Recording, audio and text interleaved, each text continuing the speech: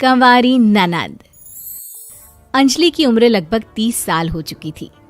वो एक स्कूल में टीचर की जॉब करती थी। अंजलि के घर में उसकी माँ के अलावा उसका छोटा भाई और भाभी भी रहा करते थे। 30 साल की उम्र होने के बाद भी अंजलि की अब तक शादी नहीं हुई थी। इस बात को लेकर अंजलि की माँ रुक्मिणी देवी काफी परेशान रहा करती थी। माँ, मैं स्कूल जा रही हूँ, जरा मेरा टिफिन तो दे दीजिए। अब क्या पूरी जिंदगी मैं तुझे टिफिन बनाकर देती रहूंगी? अरे कुछ सोचा भी अपने बारे में या बस ऐसे ही?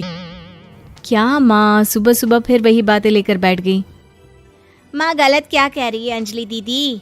इतनी उम्र हो चुकी है आपकी, माँ कब तक आपकी सेवा करती रहेंगी? भाभी, मैंने माँ को कब कहा कि मेरी सेवा करो? वैसे भी अपना टिफिन मैं खुद तैयार कर लेती हूँ, बस टेबल से उठाकर देने को ही तो कहा था। वैसे अंजलि दीदी, देखा जाए तो टिफिन उठाकर देने की उम्र तो आपकी है। आपका अपना घर परिवार बच्चे होते तो ये जिम्मेदारी आज आप पूरी कर रही होती। एक बात मेरी समझ में नहीं आती, अगर मेरी शादी नहीं हुई तो इसमें मेरी क्या गलती है? और तुम सब लोग मेरे पीछे क्यों पड़े रहते हो? अरे कुछ कहना क्या पीछे पड़े रहना होता है? अपने छोटे भाई को देख, तुझसे 3 साल छोटा है लेकिन 2 बच्चे खेल रहे हैं आंगन में। मुझे आप लोगों की कोई बात नहीं सुननी, जा रही हूँ मैं। और आप में से किसी को मेरा कोई काम करने की जरूरत नहीं है, मैं खुद संभाल लूंगी। इतना कहकर अंजलि वहां से चली जाती है। शाम को जब अंजलि अपने स्कूल से लौटकर घर वापस आती है तो उसने देखा कि पड़ोस वाली निर्मला चाची वहां पर बैठी हुई थी। क्या बात है अंजलि बिटिया, नौकरी करके वापस आ गई? जी चाची जी, कैसी हैं आप? मैं तो ठीक हूँ बेटा, तुम बताओ शादी के बारे में कुछ सोचा या नहीं? अरे रहने दीजिए ना, इससे तो शादी की बात करना ही बेकार है। कुछ भी कहो तो गुस्सा करती है, बात बात पर आंखें दिखाती है। माँ, आप ऐसा क्यों कह रही है? मैंने कब आप पर गुस्सा किया? अरे अंजलि बेटा, तुम्हारी माँ ठीक ही तो कहती है। 30 की होने आई हो, अब तुम्हें भी शादी वादी कर लेनी चाहिए। चाची जी, आप तो ऐसे कह रही हैं जैसे शादी करने से मैंने मना किया हो। रहने दीजिए निर्मला चाची, हमारी अंजलि दीदी को अभी तक उनकी पसंद का दूल्हा नहीं मिला ना, इसीलिए वो शादी नहीं कर रही। भाभी, ऐसी कोई बात नहीं है। अरे तो फिर क्या बात है? तुम्हारी माँ ने तुम्हारे लिए इतने रिश्ते ढूंढे लेकिन तुम्हें कोई पसंद ही नहीं आता। क्या है ना चाची जी, हमारी ननद रानी नौकरी जो करती है ऐसे ही थोड़ी ना किसी को पसंद कर लेंगी। अरे भाई, नौकरी का घमंड है तो बात अलग है, कोई और बात हो तो बताओ, कोई रास्ता निकाला जाए। नहीं चाची जी, कोई बात नहीं है, बस मुझे अभी तक अपनी पसंद का कोई मिला नहीं है। सुन लिया आपने, इस लड़की के तो पर निकल आए हैं और इतनी उम्र में अपनी पसंद का कोई मिलेगा भी नहीं इसे। माँ, आप मेरी शादी को लेकर हमेशा मुझे ताने क्यों मारती रहती हैं? अपनी माँ की बातें तो ताने लगती है। ताने हैं? बताओ, मैंने कुछ गलत कहा क्या? देखो, ये सब छोड़ो, मेरी दूर की बुआ का बेटा है, उसकी अभी शादी नहीं हुई है, उम्र होगी कोई 34-35 साल। आप कहें तो बात आगे बढ़ाऊं? अरे हाँ, क्यों नहीं, ये भी कोई पूछने की बात है। अरे जल्दी से लड़के को यहाँ बुला लो। माँ, आप मुझसे पूछे बिना मेरी शादी की बात करने जा रही हैं, और मेरी उम्र 30 भी पूरी नहीं हुई है। निर्मला चाची कह रही है कि वो लड़का 35 साल का है। अंजलि दीदी, आपको क्या लगता है इस उम्र में कोई फिल्म का हीरो आएगा आपके लिए? देखिए, अब पसंद और नापसंद की बात तो रहने दीजिए, पसंद करने की उम्र तो आपकी निकल चुकी। अब तो जो भी मिले उसी से शादी कर लीजिए, इसी में भलाई है।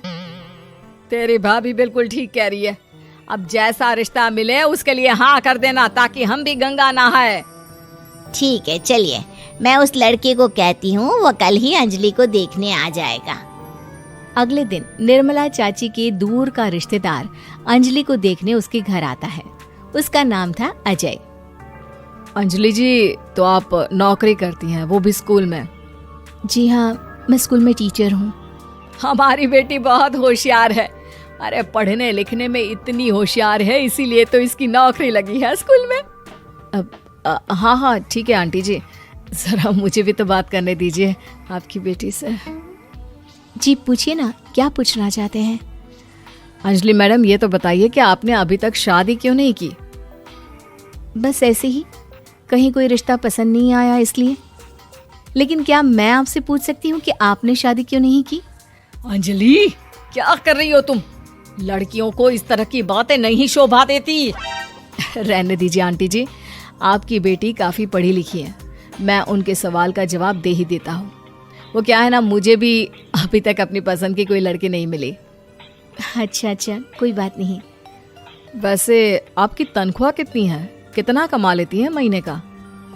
जी यही कोई 25,000 महीने। बस 25,000? इतने से क्या होता है? इतने से तो आजकल घर भी नहीं चलता। आपके कहने का क्या मतलब है?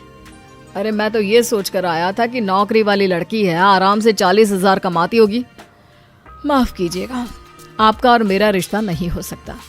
जी कोई बात नहीं, मुझे भी आपके साथ शादी करने में कोई इंटरेस्ट नहीं है। अंजलि, किस तरह की बात कर रही हो? घर आए रिश्ते को ठुकरा रही हो तुम। दीदी, अब इस उम्र में आपको इतनी अकड़ नहीं दिखानी चाहिए।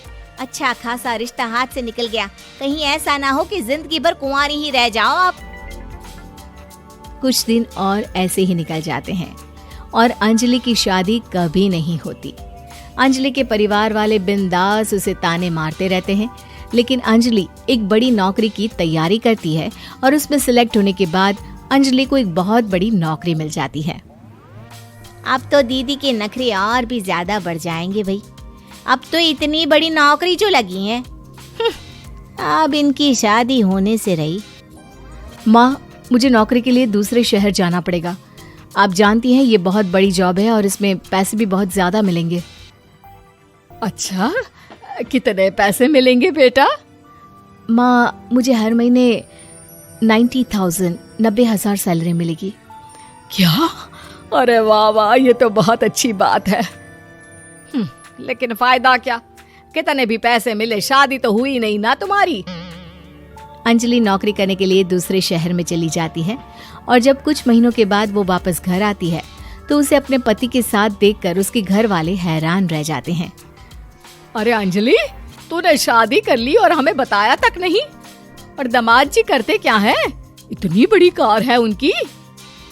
माँ, मैं आपको सब कुछ बताना चाहती थी, लेकिन आप सबके ताने सुनकर बहुत दुखी हो गई थी और इसलिए मैंने अपनी पसंद से शादी कर ली। मेरे पति मेरे साथ ही ऑफिस में नौकरी करते हैं और बहुत बड़े अफसर हैं। और एक बात बताऊं माँ, आज मैं बहुत खुश हूँ।